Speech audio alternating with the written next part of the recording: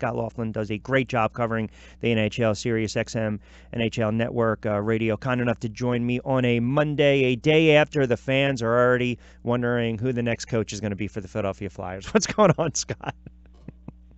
I'm doing well, Rich. Didn't we revisit this, a couple of months ago here when they were going winless in 10? Yeah, exactly, right? It's amazing how, and I say it tongue-in-cheek, listen, they weren't winning that series. They just weren't. Pittsburgh was the better team, but that was an ugly series to watch. I mean, you would think from a Flyer standpoint with the goaltending, I mean, you're giving up 5 goals, you're giving up 6 goals, you're giving up 8 goals. It's very hard to just counter that, and when you don't have a strong guy or presence between the pipes, and you got to deal with Crosby, you got to deal with Malkin. I mean, it's just it was a bad matchup from the start. I didn't think they were going to win this series, and yesterday was kind of an ugly loss for what transpired with the fans late, but just overall not a good series for the Flyers. But I'll say this, and tell me if you agree, the one bright spot, you talk about toughness and grit, and we saw it with Couturier yesterday with the 3 goals and the assist. If anything, give him the C captain. Give him the captain going forward, because that was a hell of a series for him playing with that torn MCL. Yeah, I tell you what, Rich, I mean, that's the shame of the whole series, I think, to me, is the fact that didn't result in a win yesterday, with him playing on a torn MCL for a couple of games, and as he said, something that would have kept him out for about a month, kept him out for a couple of days. Just a remarkable performance for him to come up with the hat trick and the 5 points. And, I hope that people don't forget about this down the road. I think that if they had have won the game, and maybe even had have won Game 7 in Pittsburgh, then maybe you'd look back on that moment a little bit differently from the perspective of Sean Couturier. But it just goes to show once again, I mean, these guys are the toughest athletes on the planet. They will go through anything at this point. Guys have played without ligaments in their knees to try to win the Stanley Cup over the years. I remember Rod Brindamore years ago doing, some great work at playoff time, despite the fact that his knees were just a mess. So, I mean, it's just a further reminder as to how badly these guys want to win and participate for what I think most would concede is the greatest trophy in sports. Listen, I agree. I mean, he goes down in folklore. It's just like Laviolette calling the timeout when they're down 3-0 in that deficit against the Bruins. Now, again, that's a head coach as opposed to a player, but you saw the toughness, and I think that's going to resonate going forward. How do you gauge the head coach? Because I look at it like this. You always had that day after the emotion of the fan comes out. The coach needs to go. He's mismanaged lines. He's not experienced. Well, listen, they were, I think, 10 more points plus 10 this year. He had young players. They had a revolving door when it turned into the goaltending situation. I mean, it was just a carousel. I mean, for that, you give them a little bit of a pass, and you're matching up against a team that's won back-to-back Stanley Cups. Yeah, absolutely, Rich. I agree with you. I mean, on paper, this team was overmatched against the Pittsburgh Penguins. There's a reason why they've won back-to-back Stanley Cups and just might win a third consecutively. So I'd like to see Dave Haxtell. I know Flyers fans want, they want changes, and, usually the easiest change to make is to fire the head coach, as we all know. But my perspective is that, look, Ron Hextall didn't do it when they were winless in 10, so he was patient, as has been his MO, when it came to making a coaching change or not making one going back a couple of months ago. And I think given the fact that this team got into the playoffs, given the fact that they got as many points as they did with a very young defensive core, with guys just learning how to play at playoff time, and without, having a goaltender, quite frankly. I mean, consistent goaltending and a young defense, I think, is something that hampered this team all season long. I think on some nights can be good for you to have a young defense. On other nights, perhaps not so much. And I think I'd like to see Dave Haxtell, and I think Ron Hextall feels like this is going to be the case. Give him better goaltending, give him a little bit more experience on defense with the guys another year deeper into their careers, and I think things could be different. I think that's what Ron Hextall eventually is going to decide as far as his coach goes. And I made the point in the opening monologue that in its core, when you look at the Flyers, looking at their peak, they're going to be a year older. You have a head coach who's going to enter the 4th year of a 5-year contract. So, again, that's not an issue. You learn from this, you grow from this, and as you mentioned, young team, but you never really had that goalie situation. And it just seems like anytime you bring up the NHL and you talk Flyers, it's been like that for the past 40-something odd years, where you've never had stability between the pipes. So with that being said, yeah, I would agree with you. I think you have to let it play out, because they're an extremely young team too. Absolutely, Rich. I agree with you. And that's why I said to you a couple of months ago, I think that, getting into the playoffs is step one for this team. And I think when you ultimately break it down and you let the emotion subside, I think you'll look at this as a very successful season for the Philadelphia Flyers. I mean, Claude Giroux had a fantastic season. As we all know, he's one of the top players in the league and really, I think, really stepped up when really for the last 4 years there were some concerns that his point production was dropping off, that, you know, the wear and tear was going to catch up with the captain himself. So I think that step one is finding goaltending. Now, how do you do that? Carter Hart, of course, has had a great season in the Western Hockey League. He was real good for Canada at the World Junior Hockey Championship. I hope that he gets an opportunity to maybe step in the fall. That being said, he still is a teenager here, and he still is trying to gain some experience on the fly.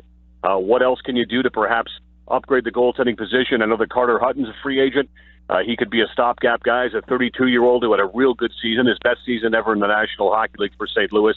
Maybe you throw some money at him to perhaps plug the hole a little bit here until Carter Hart gets ready. So I think Carter Hart's the next great hope in goal for the Philadelphia Flyers, and when it's his time, he'll let us know.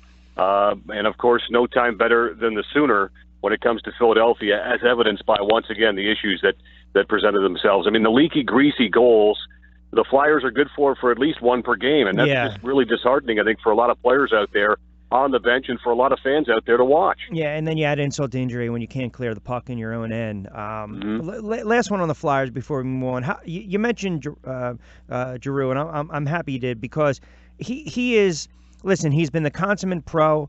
He's been as steady as they come. He has the career year this year, but the knock on him, it's always going to be the playoff performance or the lack thereof come playoff time. I mean, is it fair to just, when you're looking at a culprit, to just throw everything on him? Because that's typically the bad rap that he gets when he's not as productive, especially when you're seeing what Malkin and Crosby are doing on the other end of the ice.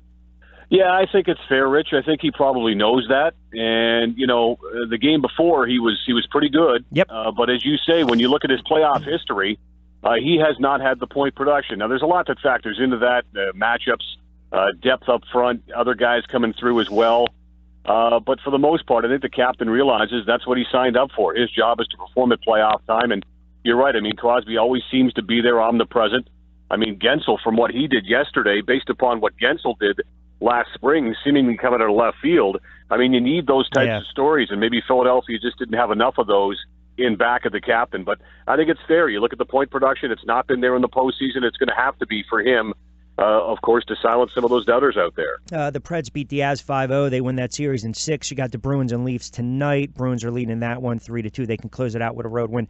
How about some of the adjustments that Mike Babcock has made, right? When we talk about, you know, Hackstall, maybe the knock on making the proper adjustments with the line. I don't know if, I mean, do you equate some of the adjustments that he made with Toronto to get them that win Saturday night 4-3 in Boston? I mean, how much do you think that the line changes paid off there? Well, I think, you know what, I mean, getting Nazem Kadri back from his suspension was the first step for Toronto to get back to within a game here. I just came from the Air Canada Center minutes ago, and it looks like Kadri's going to see more of the matchup, and I think you might look to see more of that Kadri versus Patrice Bergeron line tonight, which will be interesting to watch because you're going to have Kadri, who's turning out to be a bit of an agitator himself and yet a great player. And you've got Brad Marchand on the other side, who, of course, is a great player but can be the ultimate pest as well. Those guys will be seeing a lot of head-to-head matchups, I think. I know Kadri's a centerman and Marchand's on the wing, but somehow, some way, those guys always seem to come nose-to-nose when it matters most. So that'll be a matchup, I think, to watch tonight. And I think just getting number 43 back for Toronto on Saturday night from the suspension, he played a dynamite game in his return. And as we would have expected, Rich, I mean, when a guy makes a selfish play and a bonehead play like he made earlier in the series with the hit on Tommy Wingles and gets 3 games for it at the most important time of the season, he's let his teammates down. So I think if anybody wanted to have a big game on Saturday night, it was Kadri. He's going to have another big one tonight, especially if he's going to be seeing a lot in the way of head-to-head matchups with that Bruins top line. That's a great point, and Anderson had a strong game as well, stopping 42. And they got off to a good start, too. The penalty kill was there, shorthanded 6 times. I thought the energy was there. They were engaged. And you're right. I mean, tonight, you look at the Bruins, though, and leaky on defense, right? Started off slow. I mean, do you suspect that tonight, though, I hate to use the cliche, just kind of skate with their hair on fire, come out a little more energized, a little more aggressive early on? Yeah, I think, Rich, they felt pretty good about their game on Saturday night. I mean, what did they have, 45 shots on goal or something to that effect? 45, you're right, as you say, yeah, Anderson was fantastic, especially the latter going of that game. There was a point in that game, Rich, where they were up 2-1, the Leafs were, but the Bruins had themselves almost a full 2 minutes on a 5-on-3 2-minute advantage, and they just couldn't capitalize. Anderson was good. Ron Hainsey never comes off the ice when it comes to killing penalties for Toronto as well. That, I think, was the turning point in that hockey game and solidified Toronto's lead a little bit further, and they hung on for victory in Boston. So I think Boston feels like they did a lot of great things on Saturday night. They just couldn't beat Anderson. They've got to bear down and capitalize on some of those opportunities. You know, and as you talk about, too, I mean, 1 for 6 on the power play. This is a Bruins power play that through the first 2 games of the series went 5 for 10. So it's kind of dropped off here in the last couple of games.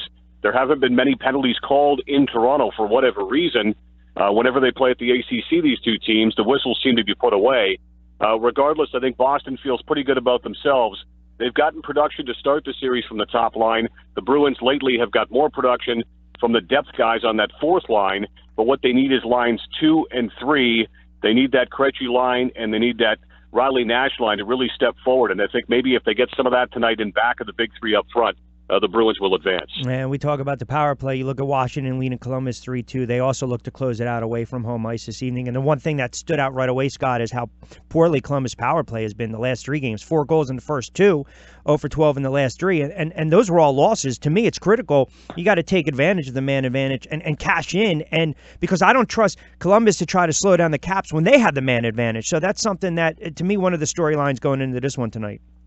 No, you're absolutely right. I mean, the Blue Jackets' power play this season, I mean, it's been like night and day. The first half of the season, Rich, their power play was so poor, it was under 10% for the season. It was historically bad. And then for whatever reason, the last couple of months, they seemed to catch fire, and Zach Werenski was more like the Zach Werenski that we saw last season with Columbus. So it is interesting that power play can fluctuate like it has throughout the regular season, and even in the midst of this series here, because you're right, when Washington gets the man advantage, I know people get frustrated. It's like, how is Ovechkin always open when they make that cross-ice pass for those one-timers? I mean, he's been doing it for years. I think a lot of that has to do with the fact that he's got some great guys feeding him the puck, guys like John Carlson, guys like Nicholas Backstrom, the overtime hero, going back to the last game for Washington. These guys are preeminent passers in the National Hockey League, and all Ovechkin needs is to get away for 6 or 7 feet or so, and that's all he needs to get that shot off. And, you know, he always seems to be a factor when it comes to the power play, even though most fans can't understand why it always happens that way. Lastly, for me, and great stuff as always, you look at that Tampa and New Jersey series, and Tampa Bay obviously dispatches the Devils pretty quickly in that one. Was that more of a sigh of relief for Tampa? Because, you know, top seed, overall seed, all the expectations going into the playoffs, you just want to get rid of New Jersey, you want to advance to the second round. Is this kind of more like they can breathe a little bit getting past the Devils, which, again, on paper, they should have had no issues with that series. They get it done in 5, but just the fact that, okay, maybe it just silences the critics, because it seems as though a lot of people, they don't think Tampa has the staying power going into the playoffs, and I disagree. Yeah, there were some doubters. There's no question. I think it was mainly, Rich, because of the way that they finished up the season. I mean, they should have probably run away and hit on the Boston Bruins. The Bruins went on a complete tear the last couple of months to make it real interesting towards the end. And like Philadelphia, I think New Jersey's got a tremendous future just because of the young kids on the team, both on the back end and up front. I think the New Jersey Devils were a dangerous opponent. I think the thing that really hampered them to start the series was that Keith Kincaid was so good down the stretch, going 16-3-1 in his final 20 decisions of the regular season. He lost a couple to start. Corey Schneider came in, but he was never quite right for whatever reason this season, especially coming back off the injury. And I think that instability in goal really hurt them. I think Taylor Hall needs a little bit more help up front and maybe some more seasoning for kids like Heishier and Jesper Bratt. And Miles Wood and players like that will make the Devils a more formidable foe in going forward.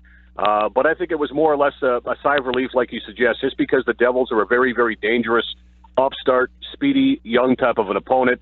But I think in the end, Tampa Bay got to see their best players be their best players, namely Nikita Kucherov up front, Victor Hedman, a stabilizing factor on the blue line, and Andrei Vasilevsky. I know he had some ups and downs about 2/3 of the way through the season. He came out and said he was getting tired, but I think once that came out and once he went through that rough spot, Vasilevsky has been the guy that warranted that Vezina Trophy finalist inclusion. So I think the best players for Tampa Bay were the best players towards the end. And, whether it's Boston or Toronto, I think Tampa Bay is going to be a tough out for sure in the next round. I would agree with that one. All right. Scott, always great stuff. Enjoy the game tonight. Toronto and Boston, you got the Caps and the Blue Jackets.